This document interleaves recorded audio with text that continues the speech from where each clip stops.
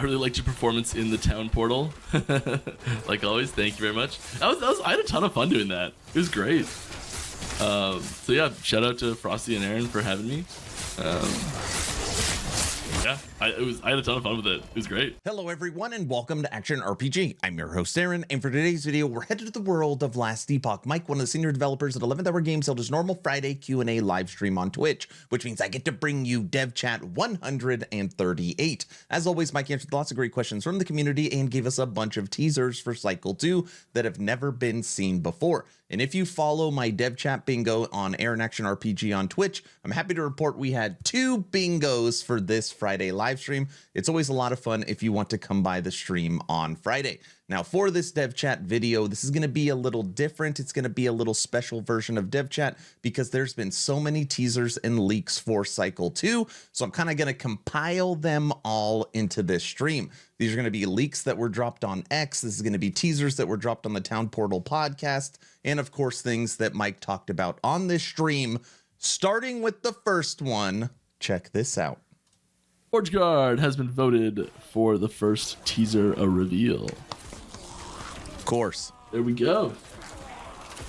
All right, so here's a node in 15 points in Forge Guard to get to it. It gives you 10% increased critical strike chance with two-handed weapons per point, up to 8 points. And at 5-point threshold, you get 1% critical strike multiplier per 2 strength with two-handed weapons. So a little bit wordy there, but so it's really pushing crit and crit multi with two-handed weapons on strength-focused characters. Basically, any Forge Guard that does not use a shield and doesn't use a minion, this is a must take. Moving on to the faction teaser. So here's COF rank 7. Boom. I can answer the question while I do it. Where is the star changelog? I think this is the second time this was asked, and I'm not sure what the star is. The changelog, I assume, is the patch notes coming. And the I'll pause it right there. Whether you agree or disagree, okay? Merchant's Guild does give more power. You can go get whatever item you want without having to worry about hunting for it. Now, there's an argument, is that fun? Should you do it? Regardless of that, they are really buffing COF. Double experimental items. And we've seen 150% loot drops for bosses at tier 10. So they're definitely buffing COF.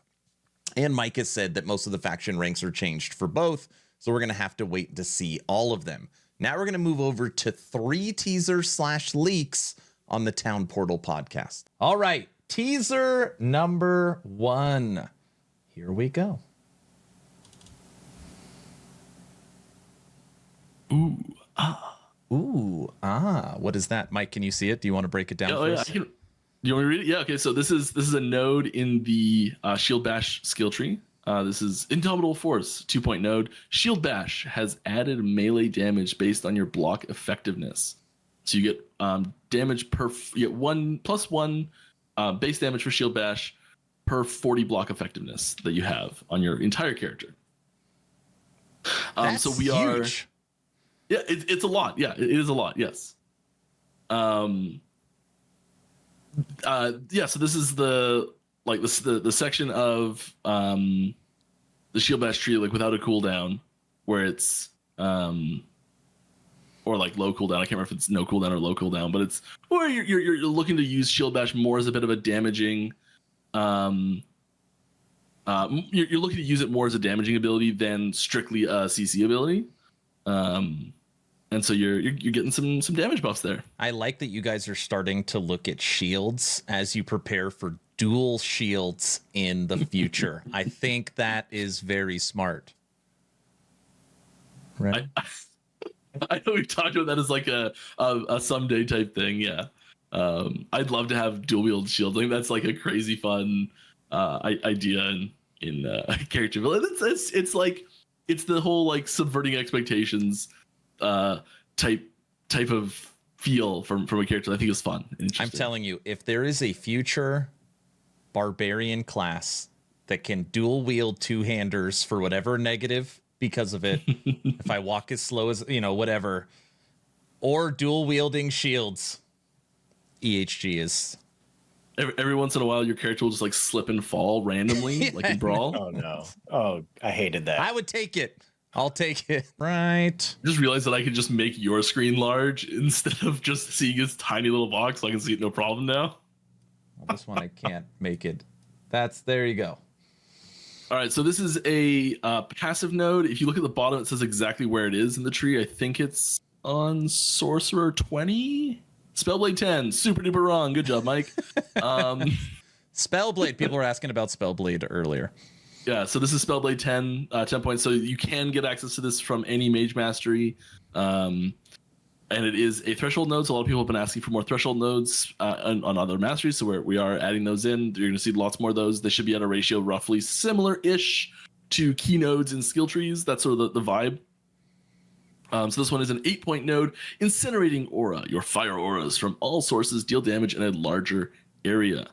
This also gives you +1 intelligence per point and 15% increased fire area per point. And then at 5 points threshold, your fire auras from all sources deal additional spell damage per 2 points of intelligence. So 1 damage per 2 intelligence. Yeah. What is so interesting about this, Mike, is that I could already see it in chat 'cause it's the first thing I saw, is that this kind of unlocks the righteous fire gameplay. Is that nice? Is that the design mechanic behind it? Is that what was? Because I know EHG doesn't want like a no button or a no button build, or like you want us pushing buttons. Just kind of thoughts behind it. Yeah. So it's not I think we're trying to incentivize active gameplay as a viable thing that is fun and is powerful. We know that some people like to have less active gameplay, and so we do try and still put those options into the game. And like sometimes they're sprinkled in ways that are maybe they're not super powerful, and there's other ways around. I mean, the big example here is like the elemental weapon. That's not the right name for it. The magic weapon. The Spellblade has an ability that makes your weapon more powerful.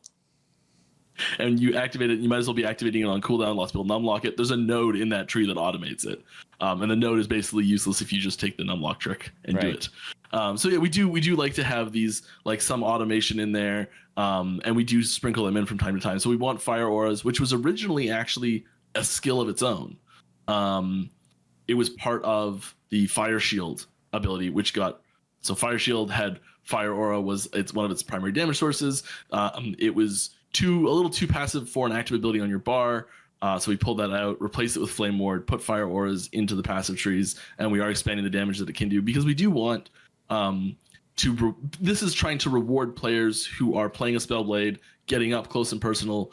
They're dealing damage. That's the big defining characteristic difference between Spellblade and the other Mage Mastery, Sorcerer, and Rune Masters. It's not actually melee; it's short range. That's actually the distinction we try and make. So this is emphasizing this short range type of playstyle. So you are getting in close. This does increase the area, so it's less close than you need to be. But yeah. Okay. You know what this is gonna do. Everyone's gonna be running around, just crushing everything. But most of the ways you need to trigger fire auras do include an active playstyle. Most of the ways. Okay. We are now moving over to the official X or Twitter account for Last Epoch, where they have released 6 different teasers. Now, some of these are repeats that we've already seen on the channel, but I've kind of put them all together so we can look at them now, and you will notice a trend on what is getting love for Cycle 2. Resurgence.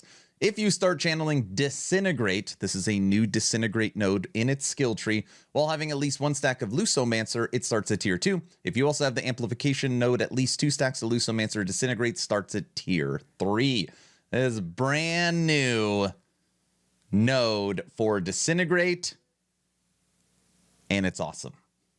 Moving on, what I talked about earlier, this is rank 10 of COF. And again, they are trying to compete with Merchants Guild, and this is unbelievable. This also has the most interaction of any of these posts. Bosses have 150% increased drop rate for any specific rewards they have. 150% boss drop. That's unbelievable. Moving on to the Defender of Welrin. So this is Dexterity. This is 20 points required in the Spellblade tree. Flat Dexterity. You have increased critical strike chance per point of Dexterity. Spellblade, Forge Guard, Disintegrate, getting lots of love. As we continue to another Forge Guard. This requires 45 points in the Forge Guard tree. Shield Crafter. You have a chance to cast a shield from Ring of Shields when you block a hit, and you have additional block effectiveness per shield from Ring of Shields. This effect can trigger up to 3 times every 6 seconds. Additionally, your minions have increased health and armor. If you are playing Manifest Armor, if you are playing Forged Weapons, this opens up so many possibilities. It's going to be a lot of fun.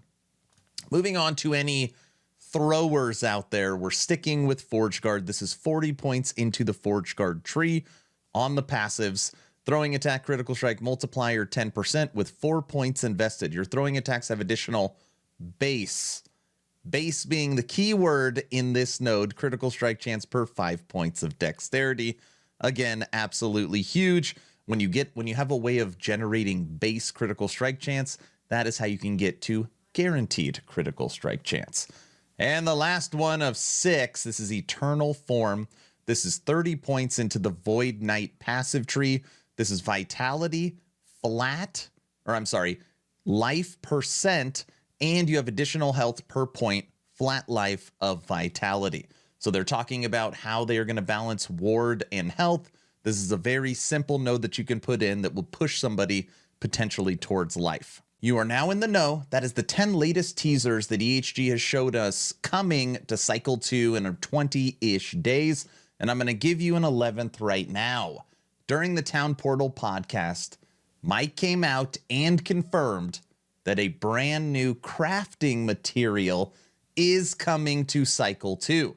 Now, he didn't give us any details on what it will do. It didn't tell us anything about it, but something new to crafting is coming on July 9th, which always excites me because I absolutely love crafting inside of Last Epoch. Now, I have one final question that I'm going to allow Mike to answer to take out this podcast because I'm hoping it'll reassure people from a performance standpoint. Mike is going to be talking about, once again, new servers. Please like, share, and subscribe if you think I have earned it. Join the Discord. We're going to have a new community event coming up. Merch giveaway starts tomorrow for Patreons. We have movie night and game night. So much going on. Like, share, and subscribe. Join the Discord. Check out the Patreon. It is the best way to support. I'm done. Mike, take it away. How about the incoming server overload in Cycle 2? Are we better in Cycle 1? Yeah, much better. We have a different server provider.